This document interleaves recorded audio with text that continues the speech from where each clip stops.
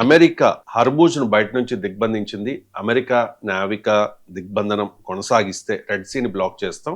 దాంతోపాటు Persian Gulf అలాగే Oman సముద్రం ద్వారా జరిగే వాణిజ్యాన్ని కూడా పూర్తిగా ఆపేస్తానంటూ ఇరాన్ హెచ్చరికలు జారీ చేస్తోంది. హర్మూజ్ను క్లోజ్ చేయడం వల్ల ఇప్పటికే ప్రపంచవ్యాప్తంగా చాలా ప్రభావం పడింది. చాలా ప్రపంచ దేశాలు నష్టపోయాయి.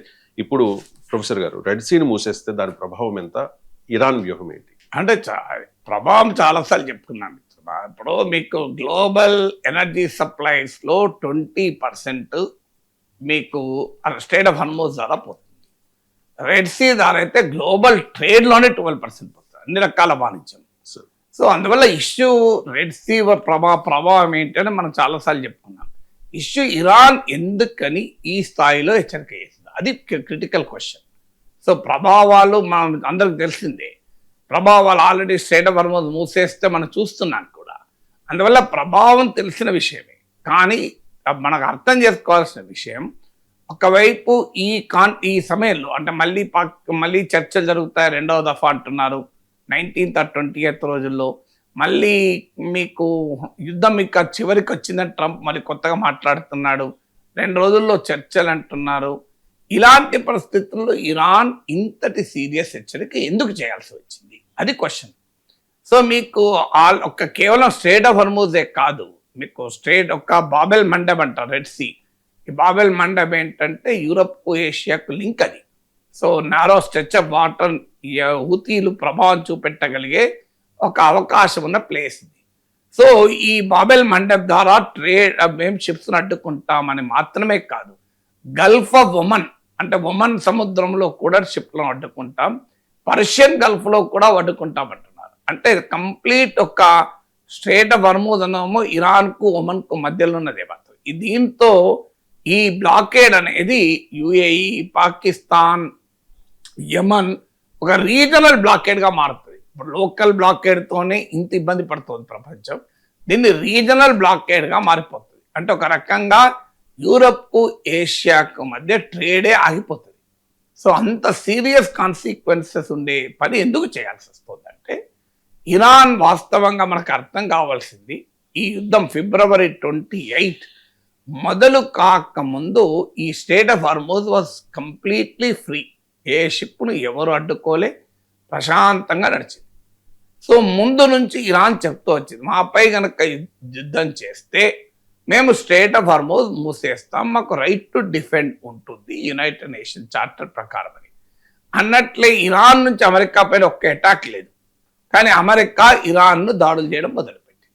దాడులు చేసినప్పుడు ఇరాన్ చేయగలిగింది ఏంటి? ఒకటి, అమెరికానే అటాక్ చేయాలి, ఆ కెపాసిటీ ఇరాన్కు లేదు. సో ఇరాన్ ఏం చేసింది, జియో ఎకనామిక్ కాస్ట్ పెంచేటువంటి వ్యూహాన్ని అనుసరించింది. ఆ జియో పొలిటికల్ కాస్ట్లో భాగంగా అరబ్ దేశాలపైన దాడులు చేయడం మొదలుపెట్టింది. అరబ్ దేశాల మీద ఎందుకు దాడులు చేసిందంటే అమెరికన్ మిలిటరీ బేసెస్ అక్కడ ఉన్నాయి కనుక. రెండవది, అమెరికా అండ్ వెస్టర్న్ మీకు అమెరికా మిత్రుల ట్రేడ్ను అడ్డుకోవటానికి స్టేట్ ఆఫ్ హర్మూజ్ మూసేసింది. సో పరిష్కారం ఏంటి దీనికి? కార్యము భగవద్గీతలో కూడా శ్రీకృష్ణ పరమాత్మ చెప్తారు, కార్యాకారణ సంబంధము. కార్యం ఏంటి? స్టేట్ ఆఫ్ హర్మూజ్ మూసివేయడం. కారణం ఏంటి? అమెరికా యుద్ధం చేయడం. మరి ఈ కార్యము ముగియాలంటే ఏం చేయాలి? కారణాన్ని తొలగించాలి. ఏంటి కారణాన్ని తొలగించడము? సింపుల్ కదా, యుద్ధం ఆగిపోతే స్టేట్ ఆఫ్ హర్మూజ్ ఫ్రీ అయిపోతుంది కదా. ఇది వదిలేసి ట్రంప్ ఏం చేశాడు, నావల్ బ్లాకేడ్ అంటూ ఇరాన్ పోర్టుల్ని కంప్లీట్గా స్తంభింపజేశాడు. సో ఇరాన్ అప్పుడు కూడా ఇచ్చింది, మీరు కనుక నౌకా దిగ్బంధనం చేస్తే అంటే ఇరాన్ పోర్టుల్లోకి ఏ దేశ షిప్ పోవద్దు, ఇరాన్ పోర్టుల నుంచి ఏ దేశ షిప్ రాకూడదు. అంటే మీరు హర్మూజ్ జలసంధి మూసేసి అడ్డుకుంటే మేము మొత్తం ఇరాన్నే వాణిజ్యపరంగా అడ్డుకుంటాం. ఇది ట్రంప్ విధానం.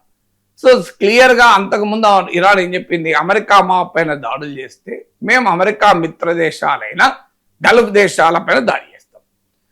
ఇరాన్లోని సౌత్ పార్స్ గ్యాస్ ఫీల్డ్ని ఇజ్రాయిల్ దాడి చేస్తే ఇజ్రాయిల్ వెంటనే ఖతార్ ఎనర్జీ ఫెసిలిటీని, సౌదీ అరామ్కో ఫెసిలిటీని, యుఏఈలో ఉన్న ఎనర్జీ ఫెసిలిటీ అటాక్ చేసింది.